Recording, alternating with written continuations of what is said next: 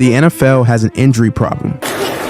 Here's another one. There's the handoff to Ridley. Sit down a couple of times. In fact, there is a 14% concussion rate on the most dangerous play in the game today. It's kind of entertaining. I mean, probably the most savage, Neanderthal, medieval type of play. But it's not the play that has everyone in the league talking and even ready to ban it. For the second time, there is a rule proposal to eliminate the Tush Push, aka the brotherly shove. I just think you should put like someone big dude at quarterback and then another big dude right behind him and just mush him. Mainstream media sure has been at work capitalizing on pushing to ban this play, creating drama and some weak arguments when we know who the real target is. Most rushing touchdowns in Philadelphia Eagles history is Jalen Hurts with 99. And nobody knows that he has 72 of them from tush pushes. But is the brotherly shove the biggest threat the league is facing today? And is it worth banning it? Well, let's unravel. Chapter 1, pushing the rules. The brotherly shove was birthed from former Colts offensive coordinator Nick Sirianni. Of course, now the Eagles head coach. Sirianni saw how effective the Colts were at doing the quarterback sneak and figured there must be a way to be even more effective and lethal with it. Fast forward, the Eagles first used the tush push play as a quarterback sneak in week 1 of the 2022 season against the Detroit Lions, securing a first down on a 4th and 1 play.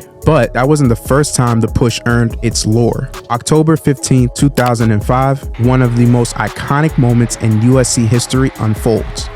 Liner gonna try to sneak it ahead. He got in. The controversy-riddled ending featured Heisman winner running back Reggie Bush pushing Heisman winner quarterback Matt Leinart into the end zone after a quarterback sneak was initially stuffed, arguably an illegal play, but both moments changed college and NFL football for better or worse.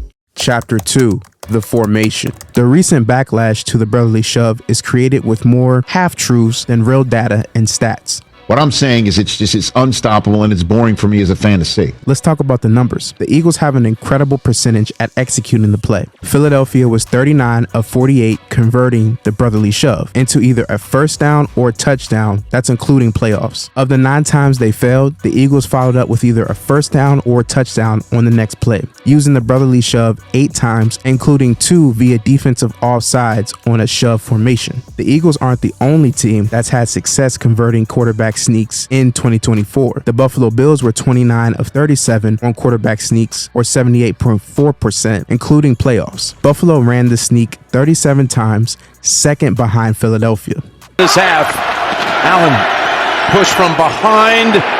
The Eagles and Bills scored a touchdown or achieved a first down on 87% of their attempts using the play, while the rest of the NFL has been successful on just 71%. Context, the Cleveland Browns were 11 of 12 on quarterback sneaks, or 91.7%, and the Dallas Cowboys were 9 of 10, or 90%. The Green Bay Packers, ironically, were a perfect 8 out of 8, 100%. But what about the danger? The brotherly shove actually has no injury data. To me, there's always been an injury risk with that play. Don't take my word. That's according to the NFL's own injury report. The play that does produce a 14% concussion rate was the kickoff. The former high collision special teams play impact on the game's injuries was a big reason why the NFL had rules to change the play before the 2024 season. That, of course, was the most dangerous play in football, and their solution was to get them closer. Sound familiar? And by the way, everybody who wants it banned, I don't understand how you run a play that you find dangerous and then all of a sudden you don't want anybody else to change it. Maybe because you weren't good at it?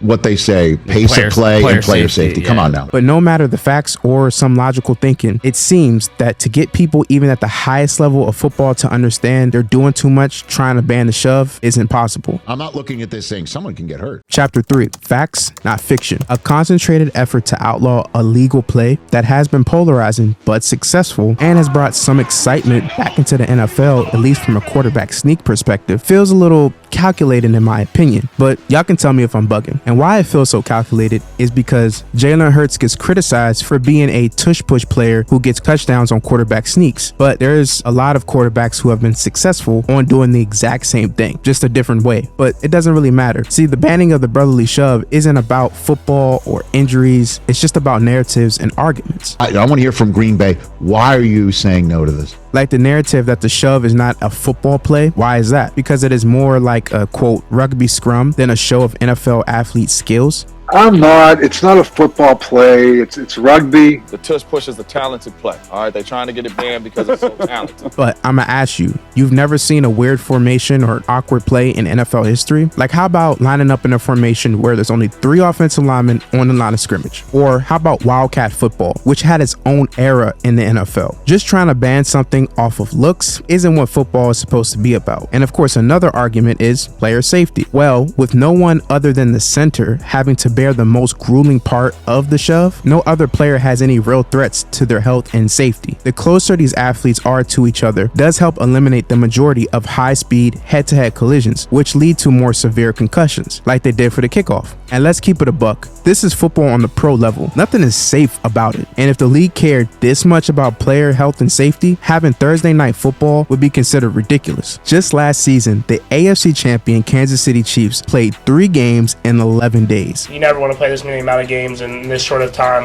It's just not great for your body. But that's keeping the players safe though, right? I got you. And let's not get into the grass versus turf debate, where players tend to get a lot of major leg injuries, including ACL and Achilles tears, playing on fake surfaces like turf. Owners love it though, because they get to make more money hosting other events at the stadium and not having to change out the field. But despite, again, facts, the Packers are one of the most recent teams that approached the league about the play, and it could be gone if 24 owners approve the proposal banning the brotherly shove. Look, I'm cool with a few tweaks, and maybe they're needed on the play. We either get rid of it and just do straight quarterback sneaks, or we can hand the ball off to a running back or fullback, and we can do the old school fullback running back dives, or some kind of running back or fullback sneak. But however it plays out, some people love the play, I like it. others can't stand it. I hate the play.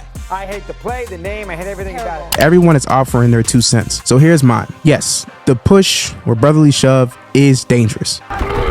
Sneaks, pushes. But that's NFL football. No one is safe on that field. And that's the moral of this story. You can't make pro football safe while having all of these important and real threats to the game and the players' health and safety.